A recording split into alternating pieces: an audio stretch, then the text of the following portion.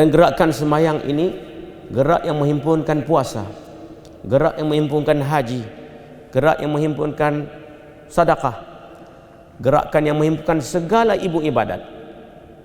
Dalam sembahyang itu semua ibadat terhimpun di situ. Sebab itu dalam sembahyang kalau orang itu makanlah agak sah sembahyangnya. Ada puasa dalam sembahyang itu. Dan waktu sembahyang itu ada baginya waktu. Waktu itu dikait dengan zakat. Selagi tidak sampai waktu tak boleh bayar zakat. Itu zakat baginya. Dan orang sembahyang itu menghadap kiblat. Kan itu ada kaitan dengan tempat haji itu. Dan orang yang sembahyang itu, dalam sembahyang itu dia terlepas daripada perkara-perkara perbuatan yang dikeji. Sebab bila buat sembahyang, buat benda yang keji tidak sah. Sebab itulah sembahyang ini dia merupakan satu rukun daripada rukun kesejahteraan. Kalau manusia nak dapat kesejahteraan, kebahagiaan, kegembiraan, ketenangan, kejayaan, apa juga semua yang dicita-cita itu,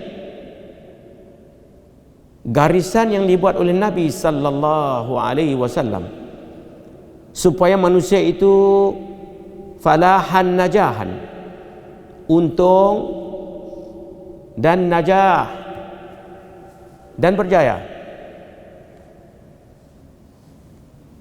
Apakah garisan yang dibuat oleh Nabi sallallahu alaihi wasallam itu? 5 perkara itu. Sudut perkataan, sudut perbuatan, sudut pemberian, sudut penahanan, sudut pemergian. Ini 5 perkara ini dihubungkan dengan rukun Islam yang 5 itu. Perkataan itu kalimah syahadah. Perbuatan itu as-salah, sembahyang itu. Khasnya perkataan itu as-syahadah. Amnya manusia itu kan berkata-kata. Kalau manusia tidak berkata-kata, habislah. Susahlah hidupnya sikit. Boleh kalau dia tidak mampu berkata itu, tapi agak sukar sikitlah. Sebab manusia itu berkata-kata. Sama ada berkata-kata zahir itu atau berkata-kata batin itu. Maka kata-kata itu mempengaruhi dirinya. Bila kita bercakap di sini, kalau satu orang di hujung sana, walaupun dia pura-pura tak nak dengar, dia akan dengar juga. Jangan pura-pura. Sebab kalam ini memang dia akan masuk terus.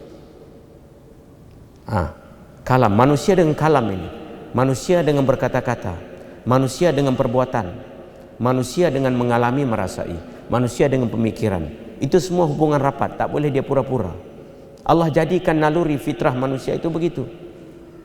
Sebab itu dijadikan contoh tauladan manusia yang berpikir kejayaan, manusia yang mengalami merasai yang dapat kejayaan, manusia yang berbuat mendapat kejayaan dan kecemerlangan, yaitu segala anbiya, aulia, siddiqin, syuhada, wassalihin.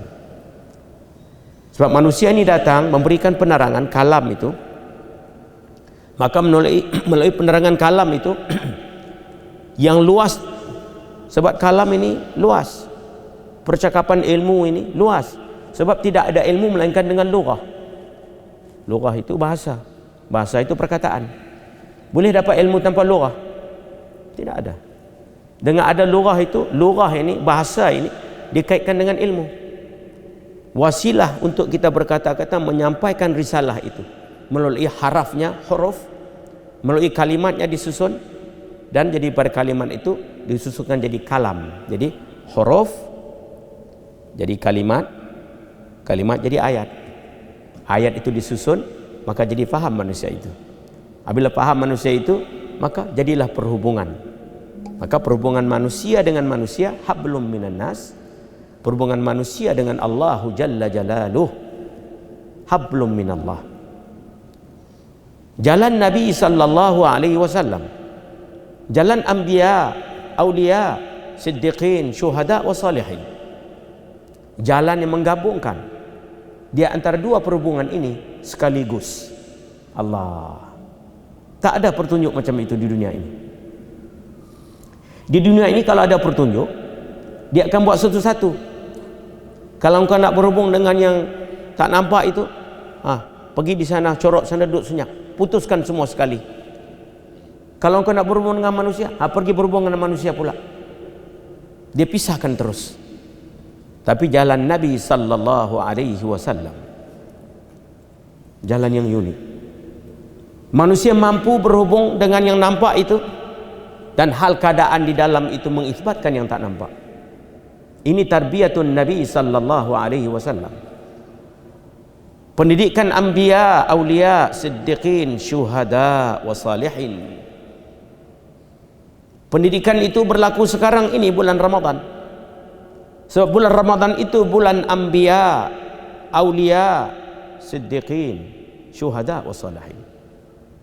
Orang yang mengalami merasai, orang yang mengetahui ilmu yang kesampaian, bila masuk saja bulan Ramadan, terhubung dia itu dengan zumratul aulia, berhubung dengan dia, berhubung dengan perhimpunan segala anbiya, aulia, siddiqin, syuhada wa salihin.